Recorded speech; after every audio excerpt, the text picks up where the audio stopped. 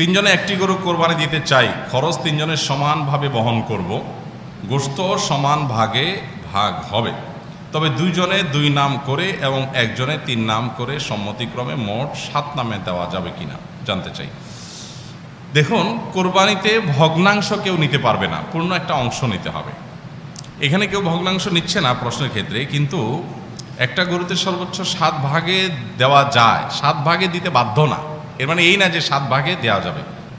একজনে 3 নাম দিয়েছেন অথচ টাকা দিয়েছেন 3 ভাগের 1 ভাগ।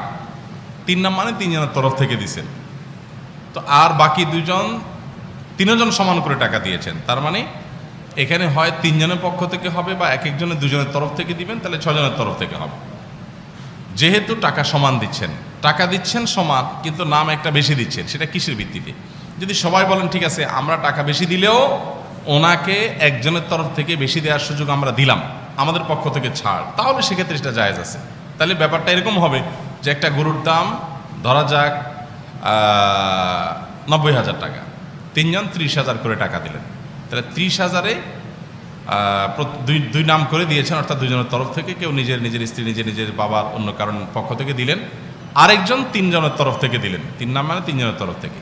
তো যে ব্যক্তি 3 জনের তরফ থেকে দিলেন তার তো 45,000 টাকা দেওয়ার কথা, কিন্তু দিয়েছেন 30,000 টাকা। তাহলে বাকি 15,000 টাকা যেটা তিনি দেন নাই, অবশিষ্ট 2 শরিক মিলে যদি বলেন ঠিক আছে আমরা দিয়ে দিয়েছি, ওইটাই ওখানে কাউন্ট করলাম, এটা তোমার জন্য গিফট, এটা তোমার তরফ থেকে হলো, তাহলে জায়েজ হবে। আদারওয়াইজ এটা জায়েজ হবে না। অর্থাৎ টাকা সমান সমান দিলাম, কিন্তু আমি ভাগ বেশি নিলাম কম নিলাম, এটা করা যাবে না।